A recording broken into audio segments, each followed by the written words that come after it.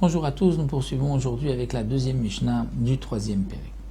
La Mishnah nous dit Batsek Shebesinke à Reva. Sur un pétrin, il peut y avoir parfois des fissures. On avait l'habitude à une époque, pour conserver le pétrin, pour ne pas le jeter tout de suite, de mettre de la pâte, de la laisser sécher sur le pétrin, et ainsi le pétrin va être renforcé, ne va pas se casser. Lorsqu'on a de la pâte qui a été trouvée ainsi, bisinke, c'est-à-dire sur les fentes, sur les fissures d'un pétrin, le Tana de la Mishnah nous dit s'il y a l'équivalent d'un kazaït, équivalent du volume d'une olive, à un endroit, chayav levaer, on doit l'enlever, on doit avant Pessah le brûler. Pourquoi? Parce que si c'est un kazaït, on ne le laissera pas là-bas. Demain, on viendra, on le prendra, on lui donne une importance. Et donc, on transgressera Pessah. Veimlo, et sinon, batel bemiuto, il est batel. S'il y a moins qu'un kazaït, il est batel. Et à ce moment-là, on peut le laisser puisqu'il fait partie maintenant du pétrin. Le Tana poursuit, nous dit Vechen leinyan atuma. De même, par rapport au dinim de Touma, d'impureté. C'est-à-dire, à l'époque où il y avait donc la pureté et l'impureté, il fallait faire attention qu'un reptile mort ne touche pas un pétrin, parce que sinon c'est un cli qui va devenir impur, et si ensuite à l'intérieur on met de la terouma, on ne pourra plus la manger, ou si on se rend ensuite au Beth Amikdash, avec ce kéli. Le Beth Amikdash, c'est un endroit où il ne devait pas pénétrer de choses impures. Donc le Tana nous dit, nous avons pour la Touma un pétrin, et il y a un morceau de pâte qui est posé, on a laissé sur une fissure du pétrin.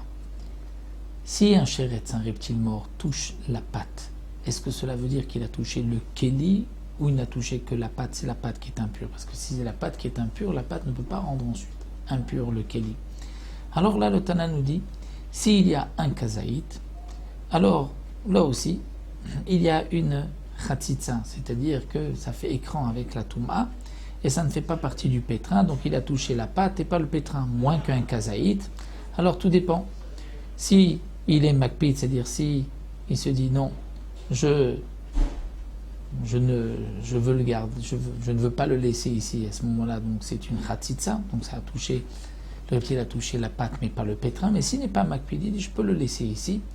Donc là c'est comme si le pétrin a touché directement le reptile mort, ce n'est pas le reptile mort a touché la pâte, il a touché le pétrin, puisque la pâte fait partie maintenant du pétrin. Donc le Tana nous dit de même pour la Touma.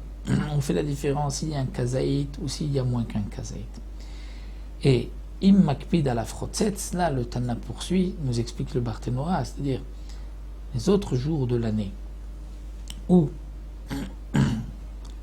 on n'est pas pendant Pessah, où le Issour va lui donner une importance particulière, mais le reste de l'année, alors ça ne dépend pas de la compter s'il y a un kazaït ou moins de kazaït. Ce que nous avons vu au début pour la Touma, s'il y a un kazaït, alors ça fait écran, ça n'a pas touché le pétrin. S'il y a moins qu'un kazaït, alors dans ce cas-là, puisqu'il n'est pas makpid, ça s'annule.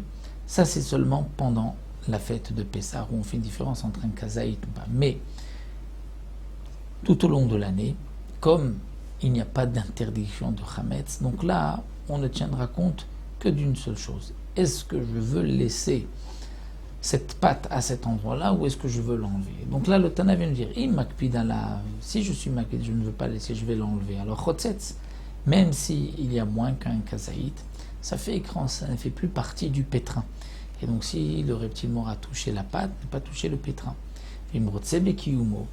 Et si je veux laisser cette pâte dans le pétrin, dans les fissures du pétrin, là, même si ça fait plus qu'un kazaït, ça s'annule au pétrin, et c'est comme si c'est une partie du pétrin, le reptile mort qui aura touché ce morceau de pâte, c'est comme s'il a touché le pétrin.